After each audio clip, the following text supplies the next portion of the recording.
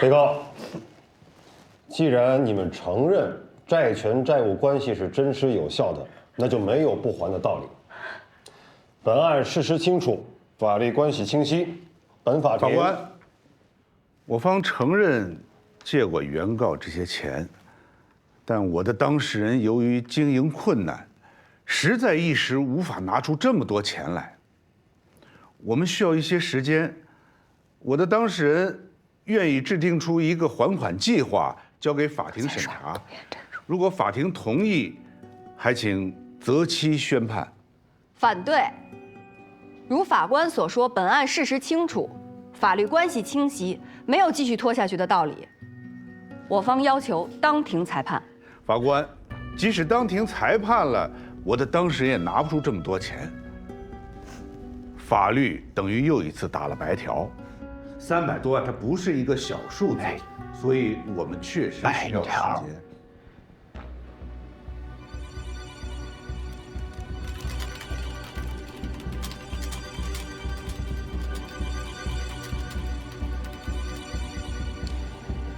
被告，回去积极制定还款计划。本案择期宣判，休庭。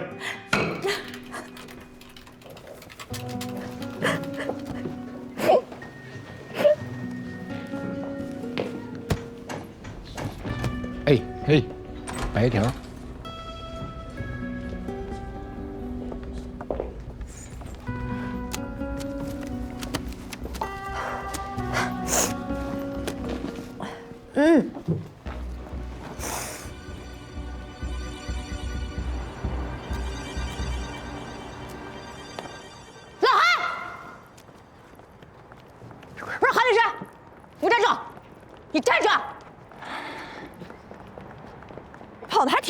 你啊，你干什么呀？何女士，你有事儿啊？我在你身上花了10多万，换来你在法庭上说还款是吗？那我为什么要请你啊？这事儿能怪我吗？啊，我在法庭上提出证据可能有假，要求做司法鉴定的时候，不是你说那些是真的吗？真实的债务，真实的证据，你让法官怎么办？你那什么建议啊？闹着玩呢，哄谁呢？当法官3岁小孩呢？你别废话了，下面该怎么办？不是让我们提交还款计划吗？那这计划不得制定上3个月呀？先拖上3个月再说。哎，不是躲就是拖，你还有什么别的招？给我这说1000道1万，我最后还是得输败。这事儿打头一回你见我的时候，我已经说得很清楚了。咱这个案子只要上法庭，肯定输。那我在你身上花10多万，我图什么呀我？别急呀。要是一审判咱们输了，你还上诉吗？我当然上诉啊！我怎么轻易就……我根本就没有钱还。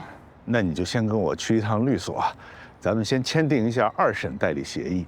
等您签了字儿、交了款，我再告诉你下一步咱们该怎么做。韩律师，又要交钱是不是？我还告诉你，我就是打2审，我也不委托你。随你。如果真是这样的话，那您可就是花了10几万，真就买了我上法庭说了一句还款了。哈哈，请你再考虑考虑。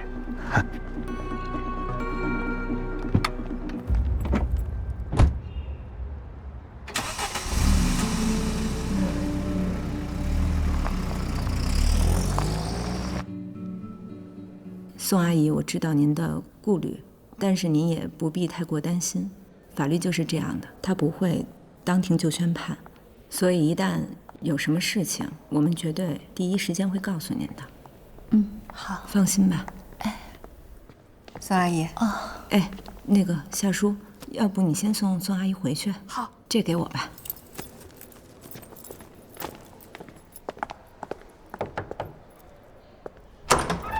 刘法官，您也说了，这个案子事实清楚，法律关系清晰，那您为什么不当庭下判决呢？当庭判决毕竟是例外情况，而且被告不是说有调解意愿要制定还款计划吗？如果分期还款可行，那原告实现债权应该比走程序再到最后执行要快吧？刘法官，何巧慧开的是小贷公司，借款人都是用钱救急，都是拿房子做担保，所以何巧慧的收入是完全可以一次性还清的，只是她不想。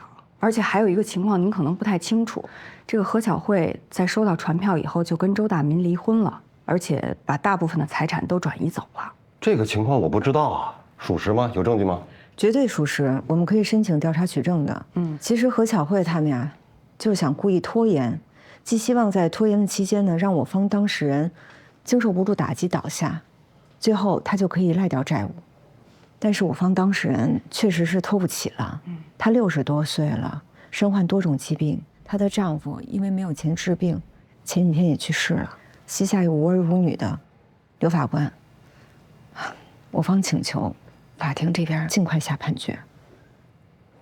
好吧，我们尽快做出判决。请进。师傅，钱交了。我交了。哎呀，请坐，请坐。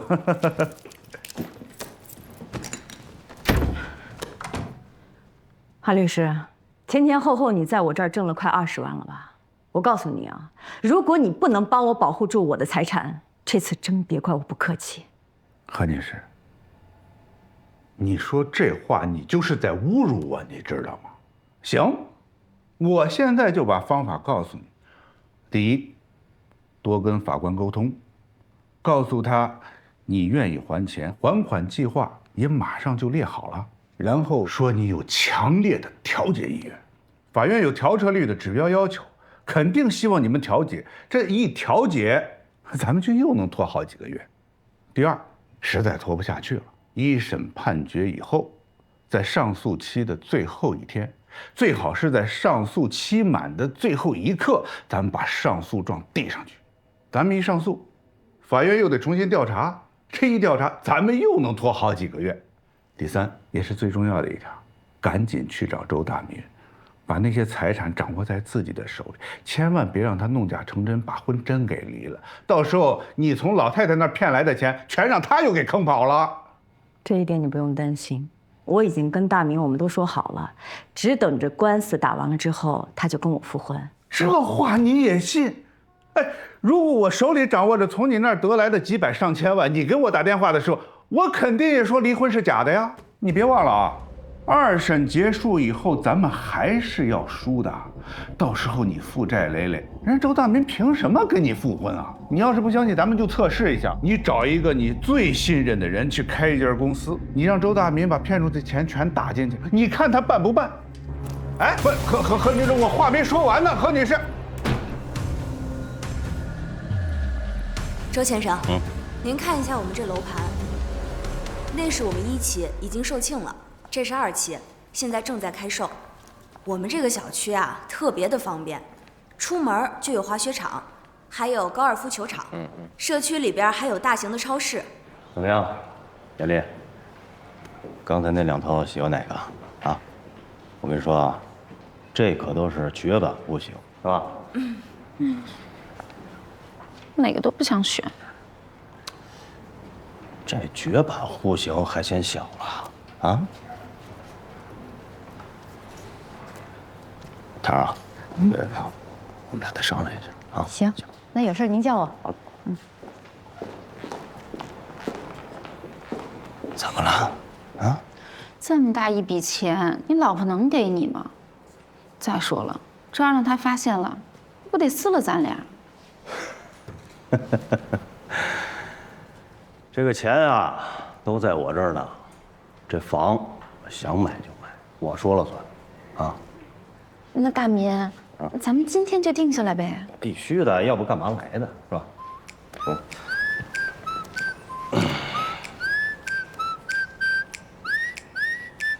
公司的事儿我接一下啊。哎，腾儿，你过来再给他说说。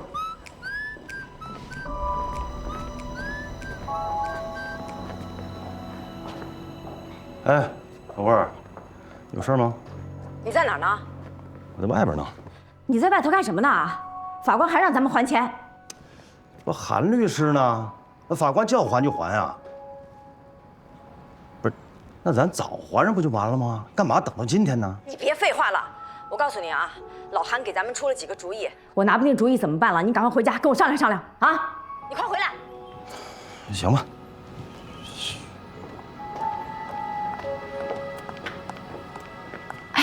大民，我觉得还是7层好，7上8下。那个雅丽啊，我那个公司啊有点事儿，我得先回去一趟。这房子的事儿呢，咱回头再说，好不好？啊，它不有2套吗？啊，你回头呢，你对比对比，然后那个让唐再给你介绍介绍啊。哎，不是，怎么又再说了？不是今天定下来吗？福儿，福儿，催命似的叫我回来干嘛呀？有什么事电话里说不行吗？啊，我这一堆事儿呢。大民啊，咱们这个官司还不知道拖到什么时候，那些钱放在你那儿也是白放着，也没有办法放贷出去。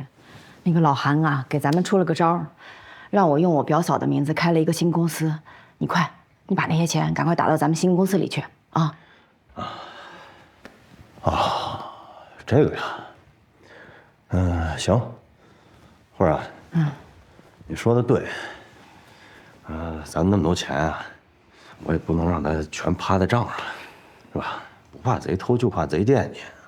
我也担心他不安全，我呢就拿他做了个投资，而且做的还都是长线的，这钱他一时半会儿他收不回来呀。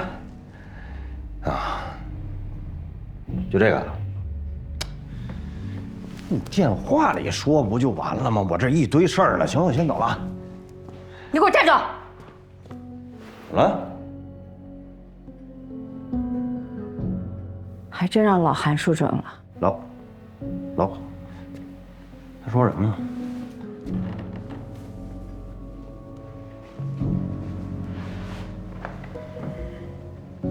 周大明，你外面有人了。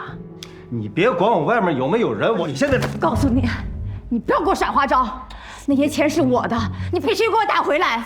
你给我记住，离婚是假的，财产分割也是假的。你把钱给我打回来，那是我的钱，要不然的话我就告你，我就告你！你把我……何小辉，你够了啊！你看你现在这样，就像个泼妇。我就奇了怪了，我怎么就忍你这么多年呢？咱现在已经离婚了啊！刚才你提到那个财产分割协议，你之前是看过的，你同意的，对吧？咱以后驴走驴道，马走马道，以后别再来找我了，好吗？拜托，再见啊！你放屁！你给我回来！你就是泼妇！你给我回来！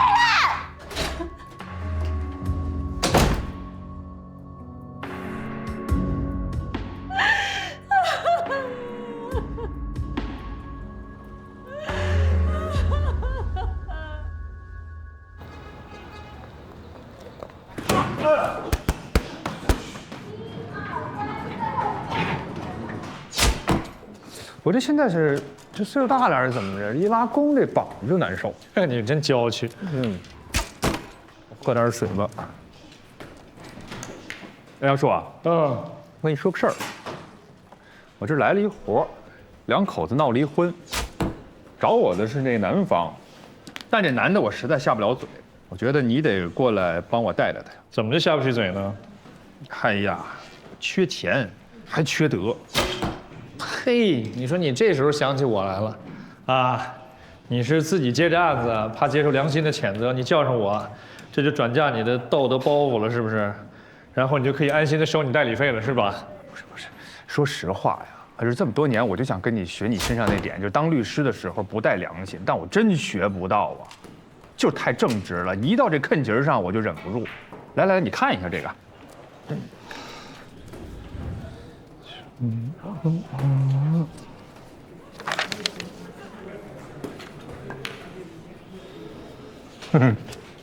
有点意思哈。笑什么呀？嘿，你说巧不巧啊？我这有个活儿啊，找我的呢是个女的，很有钱，很善良。嘿，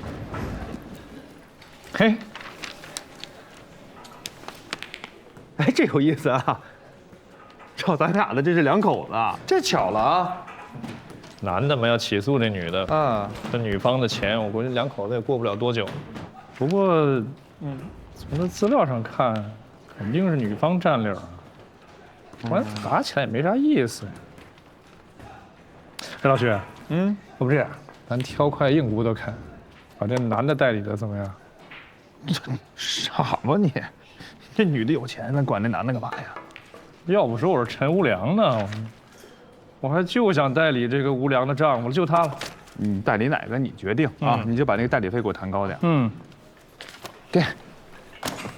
那，你这女的怎么办呀？整个周英子吧。合着你这要给人家献殷勤啊？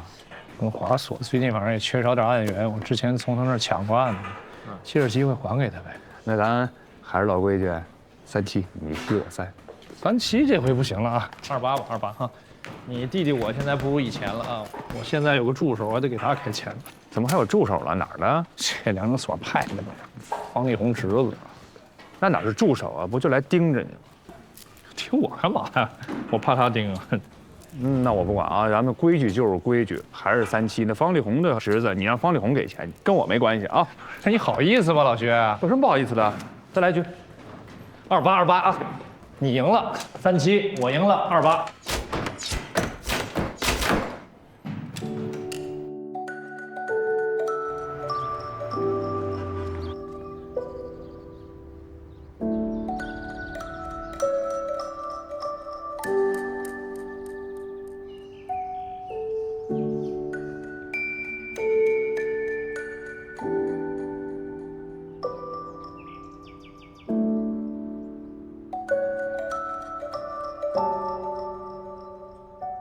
对方就是想一边拖延时间，一边把这财产转移走，逃避债务。就算最后法院能查清他们是假离婚，可周大民如果把这财产都转移干净了，财产流向也很难查得清，最后执行起来也是困难重重。所以咱们当务之急就是尽快想办法能够阻止他们。英子，周大民的离婚律师是谁？就是陈硕原来那个老搭档，大政所的老薛。对了，夏叔，我们已经找法官谈过话了，法官同意尽快判决。所以你现在的任务就是赶紧死盯着法院，尽快下判决，然后督促法院呢把这个判决书尽快能够送达到对方手里。好，对方肯定会再上诉，不过没关系，咱们呢催着2审法院赶紧开庭。没办法，谁让咱们碰到一群流氓呢，只能陪着他们玩了。走吧。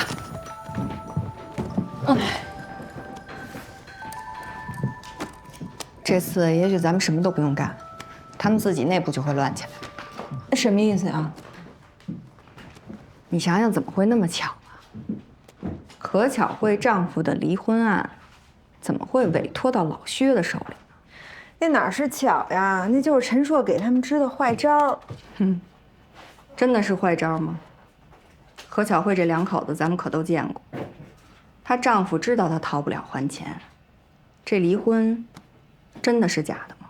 那你的意思就是说，那何巧慧本来想着假离婚，但是她丈夫呢想趁机弄假成真？不存在弄假成真呀，只要2个人手续办了，那离婚就是真的。到时候法院判何巧慧还钱，你觉得她丈夫还会跟她复婚吗？何巧慧要是明白了这一点，她能放得过她丈夫吗？那陈硕这一开始出这损招，就是已经想清楚未来会发生什么事儿了吗？可他为什么这么办？为什么你不知道啊？不知道。行，既然这案子你已经派给夏叔了，那就让他办吧。咱们俩闲着也是闲着，我手头有一个小案子，咱俩打一打呗。什么案子呀？一个离婚案，梁成所小田介绍的，他要20%的案源费，不接。哎，就小田那种嘴脸，透着一股没出息的样儿。秋华，咱俩可是一出手就把一死刑案办到发回，现在已经沦落到接这种离婚官司的地步了吗？不接啊！我告诉你，以后标的小于100万的，咱都不接。真不接呀？对方律师可是陈硕哎。陈硕？不是，陈硕现在已经沦落到接这种官司的地步了吗？那我就不知道了。反正对方代理人那一栏里面写的是他，你考虑考虑啊。有点意思。我跟你打赌，就是罗英子要是听说跟我打对头，这案子他肯定就秒接了，你信不信啊？恨不得有机会要报仇呢。行，姐接了啊。不信，非把你打到服气不可。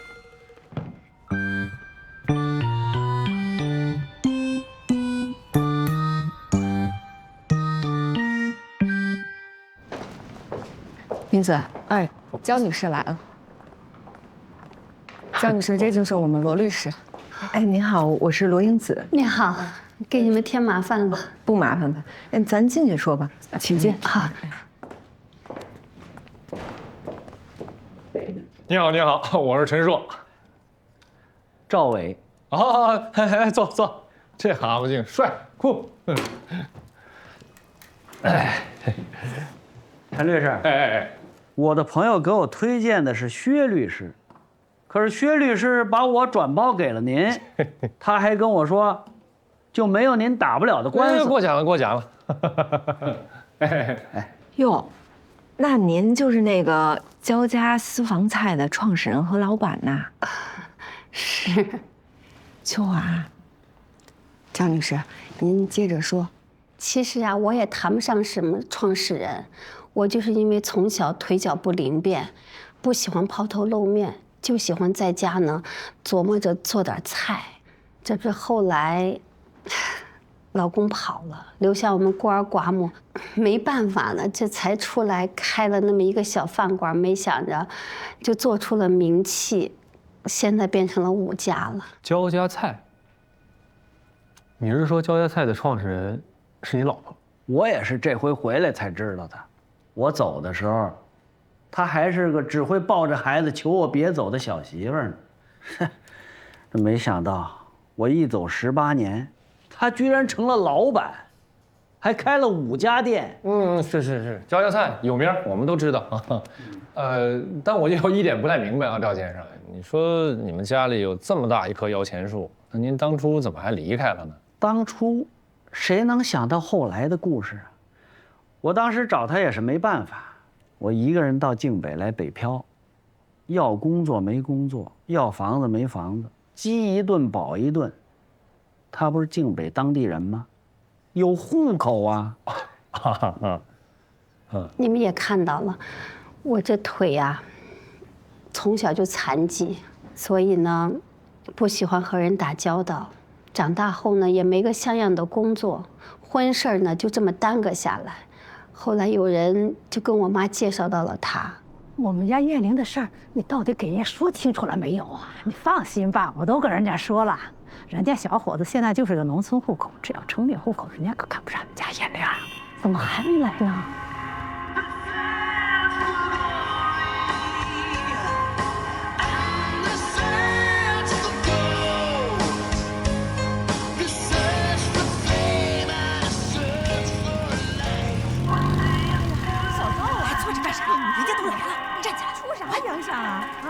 这么大动静！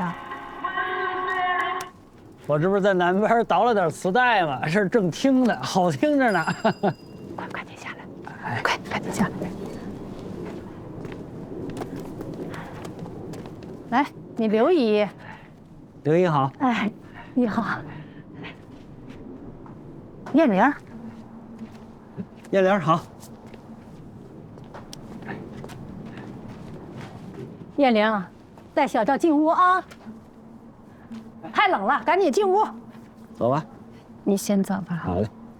我第一次见到他，就喜欢上了他。我没想到的是，他也相中了我。上楼梯的时候还伸手过来，想要帮助我。当时就那一下，我觉得特别的温暖。我从小到大。不喜欢和人来往，我这性格真的特别的无趣。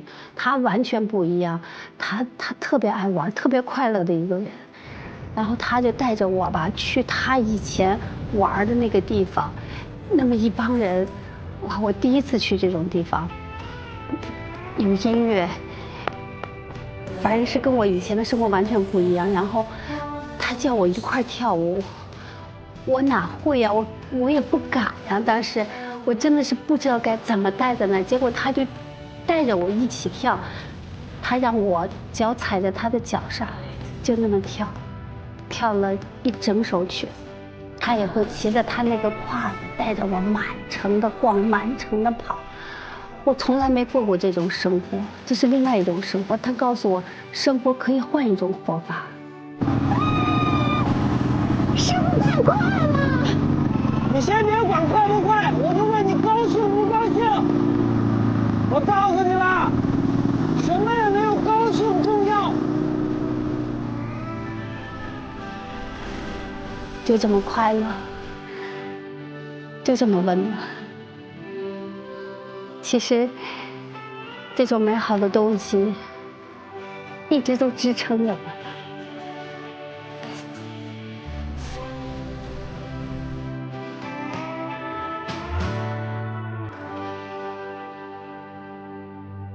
哎，这么听下来，您跟这焦女士，这不是一个爱情故事吗？哎呀，陈律师，你可太逗了，爱情。他是个瘸子，要模样没模样，连整话都说不利索，我怎么能爱上他呢？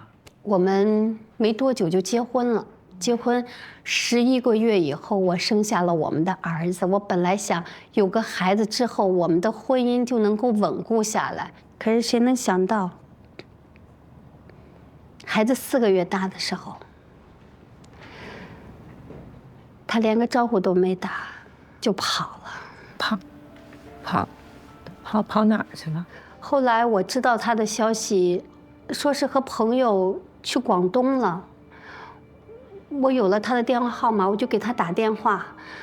我一直打，他不接，再打，后来他把电话号码就给换了。孩子10个月大的时候，我又得到了他确切的地址，在广东。我带着孩子就冲过去。我记得当天我在楼下等，他在楼上，就是不下来。我就那么守了1天。后来他索性爬楼顶跑了。狗血。焦女士，那他出走的这些年，他给过孩子抚养费吗？没给过，他这个人特别贪玩，手里也存不住钱。再说了，他当时在金北打工的时候也没一份像样的工作，所以当时在家的时候，那些日子也都是花我挣的。老婆不想要，那孩子总是自己的呀。他不是亲生的吗？是不是？是。那对呀，那亲生的，您怎么能一走18年管都不管啊？不是我不想管，是管不了。我连我自个儿都喂不饱，我咋管孩子嘛？那这18年，您在南方都做了些什么呢？玩呗，我天生爱玩。这些年，在哪个行业也没干长久。跟朋友做过生意，赔了；跑过运输，赔了；还干过快递，也赔了。哎，我还在海上倒腾过东西呢，也赔了，倒是赚了，但是被逮了，钱没落着，还在局子里蹲了好几天。哎，你说人这一辈子，不就那么回事儿？钱算个什么东西？见识多，才算没白活，你说是不是？是，您真了不起。家里的老底呢，很快也花完了。这我身边还带个那么小的孩子，我也没办法。日子是真的挺难的，我就在家哭。我哭了好几个月，没人管我，真没人管我。后来呢，没办法，我就试着开了一家小饭馆。没想到大家就特别爱吃我做的菜，我就从1家做到了5家。然后又从小弄堂开到了现在这种高档酒楼。我一个人管不了，然后我就请人帮我一起来管。这没想到，你看我这个以前在人前连个话都不敢说的人，现在也算是有了一份自己的事业。还有我的儿子，我的儿子特别争气，去年还考上大学，现在在学校住校呢。就在这个时候，他回来了。谢谢你们，今天亲自过来。赵总，你请留步吧。不要，我送你们上车，没问题的。希望咱们呀这次能够合作的顺利。一定的。备了点店里的特产酱菜。您客气了啊！再见，再见。好，再见。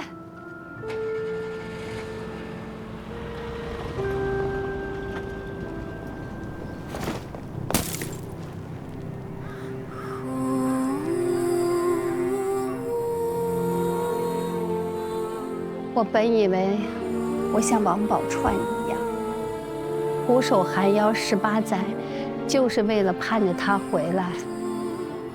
可是没想到，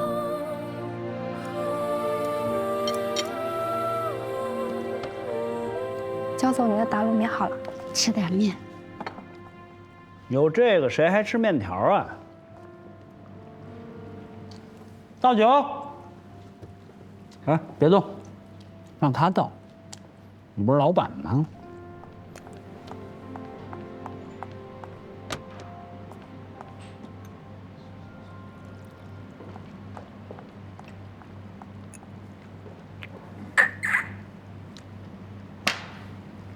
哎，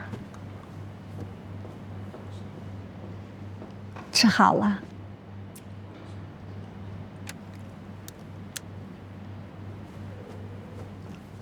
袁玲，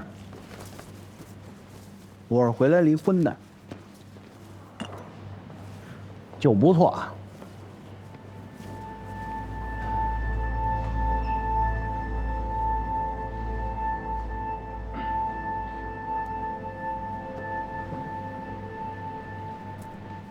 这焦女士身家几千万，您可以坐享其成啊，您就玩呗，你怎么还要离婚呢？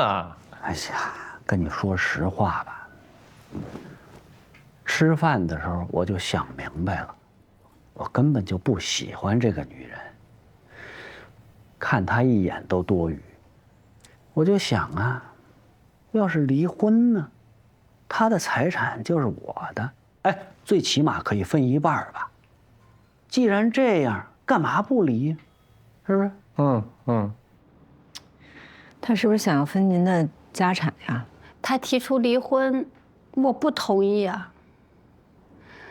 但是我看他态度特别坚决，我就在想，18年了，他不在我身边，我这日子不是一样过过来了吗？那就离就离吧。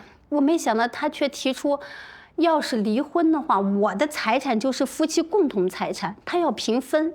不好意思，赵先生，我有点没太记清楚，你是说，孩子4个月大的时候您就不辞而别，一走18年，对吧？对。那18年之后，您太太靠自己获得了1000万家产，然后您回来就要跟她离婚，并且还要分走她一半家产，有什么问题吗？不是，陈律师，哎，您这助理没事吧？他什么意思？这是？他什么意思都没有。他年轻人说话分寸感差一点，咱别太敏感啊。没事，赵先生，咱继续说，好不好？陈律师，您的助理没听明白，您听明白了呀？这法律的规定，您不比我清楚吗？我和他是夫妻，他的就是我的，当然我的也是他的，他所有的财产都是夫妻共同的财产，要离婚就得分一半。没错，法律上是这么规定的。哎，那焦女士，您这次来找我们，您是不是想跟他打官司呀？不是我要跟他打官司，是因为他想平分我的财产，我不想给他这么多，我想少给他点，结果他就把我给起诉了。不是处人吗？焦女士，您这个情况确实比较复杂，您在这稍微坐一会儿，我跟罗律师我们去讨论商量一下。天才，这个案子有点麻烦。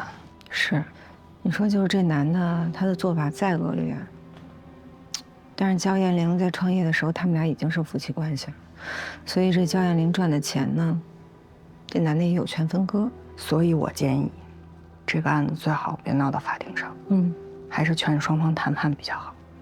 你说这个男的一走18年，音讯全无，对这个家庭和孩子没有尽到半点义务，他居然要求要分一半，这没有道理啊。对。但是如果1分不给，好像也不太可能。要我说啊，对这种渣男，我分他1分钱我都是多余的。哎，没办法，情是情，法是法。你刚才听他嘴里讲的这个赵先生，就是一个无情无义、没有半点良知的人。像这种人要是闹到法庭上，肯定也不会客气的。更何况他的代理律师是程良。你刚跟我说了这么多呢，这赵先生啊，我挺担心的，怕上庭吧，那法官不会同情你。我要法官同情干嘛？法律不就是这么规定的吗？法官他不能不顾法律乱判吧？按法律来就是1半儿。是该分1半儿，但是吧，赵先生，这人活着，他金钱确实很重要，可是他名声不重要吗？咱们都是男人嘛，他是要这个呀，是吧？那官司打起来，对方把你的过往啊、所作所为全都宣扬出去的话，对你名声很不利呀。焦艳玲吗？他不会，不是焦艳玲，我说的是对方的律师。你可能现在不太清楚啊，律师为了赢官司，他有各种操作、各种方式。比如说吧，制造舆论算是其中一种。就像我刚刚说的，他们把你的所作所为全部宣扬出去的话，舆论会偏向谁呀？偏向焦女士吧？啊，那咱将来上了庭，那你说法官他不考虑舆情吗？不考虑民意吗？也得考虑。那打这官司，咱难度太大了。哎呀，没关系，我拿完钱就走，别人爱说啥跟我没关系。这事儿你想简单了，现在是互联网时代，雁过留痕啊！我跟你说，你有什么负面消息的话，往那一坐，敲下键盘，电脑屏幕上就全都出来了。他跟你一辈子，你走到哪儿都一样。那陈律师，要您说，咱该怎么办？要我说，咱不上庭。焦女士，尽管这份家业是您一个人创下的，但是你们夫妻的关系一直存续。按照法律规定，如果不是内计中少分或者部分的法定情形，您的家产就是夫妻的共同财产。您的丈夫要求分割也是有法律依据的。我们想尽可能的通过谈判跟对方来解决这个问题，您看可以吗？可以的，我也不想上法庭，毕竟夫妻一场，还是孩子的爸爸，我不想闹得太难看了。我的意思是呢，咱们通过去谈判的方式去解决这问题去。焦女士呢，她现在所有的财产都是在你们婚姻关系的存续期间去创造的，对吗？你们是夫妻，一旦你们离婚，你有财产分割权，只要有这个前提在，咱们就有空间去继续讨价还价去。这怎么了？这干嘛还讨价还价呀？不是1半吗？不是你总强调这1半，我这听了这听这么多遍，1半1半1半，我就问你，这18年您做过什么？您尽过一个丈夫的义务吗？啊，您尽过一个父亲的义务吗？没有，什么都没有。看你就回来了，要分人1半财产合适吗？你给谁听这都不合适啊。但您放心吧，我们呢非常专业的律师，所以会为您争取最大的权益。您想想，咱们跟他们谈一谈行不行？对方要求分割夫妻的共同财产，那您的底线是什么？您想分给他多少呢？他想分1半，我觉得太多了，而且他提出要现金，我哪来那么多现金啊？我在想，不要做那么绝情，分他一部分没问题的，能不能这样，换一种方式给他，每个月给他一部分钱？他这个人呀，手里存不住钱，我觉得这样可能会更好一些。不好，那个不是，焦女士，你是不是还对他有什么幻想？都到这一步了，我对他还能有什么幻想呀？不是，那你干嘛还每个月还得分他一部分操公司呢？这要我说啊，最好的办法那就是6个字儿：离婚、分钱、走人。以后这个人就在您的世界里面就死了，想都不要想。跟这种烂人，绝对不能纠缠不清。这样吧，咱们就先跟他们联系，先开始谈判，好吧？好，那行，焦女士，那您就先回去，等我们联系好了这个谈判的时间和地点，我们再通知您。好的啊。另外，我还想再多提醒您一句，这段时间如果他联系您了，我们建议您不要见他。好，那我们送您。好。对了，焦女士，那我把那个委托书啊，还有协议，我先把那电子版的发给您，您回去先看看哈。好。哎，焦女士，哎，那焦女士我们就不送了。好。到时候咱们随时电话联系啊。啊，好，再见。再见，焦女士再见。不是，你这一会儿送又一会儿不送的，有病吧？我刚才接他上来，走这一路，他总是落在后面。他是为他这条腿自卑。咱们坐着，他起身，他会觉得咱们在背后看着他。你说这走廊这一条路，咱们要是送他，他会觉得咱们在后面这样看着他，我怕他心里不舒服。哟，够心细的呀！哎，我平时怎么没看出来你这么善解人意？我这不是分对谁吗？像您这样拥有一颗大心脏的人，平时也不需要我解。你少扯我，我说你跟夏叔呢。你赶紧给人对方打电话约谈判的事情吧。不是，凭什么咱们给他们打电话？为什么不是他们给咱们打电话呀？大姐了，你能别因为对方是陈硕你就端着吗？咱们是被告，咱们不主动打电话，那咱们就只能等着上法庭了。那反正我不给他打，要打你给他打，你爱打不打？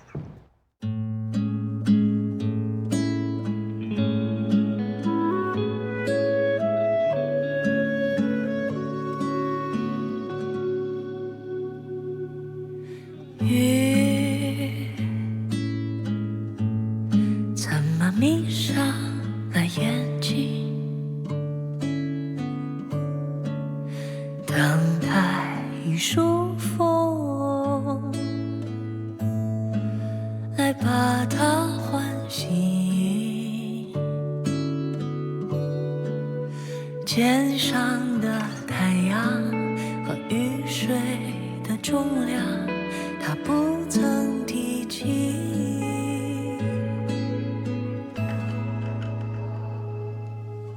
雨飘飘荡荡，不着痕迹，轻语之间，它来去不语。我习以为常的宁静，是看不见的云给我隐蔽。那一片洁白的柔软的云朵，挣脱着风和雨晴和阴的诉说，在明暗间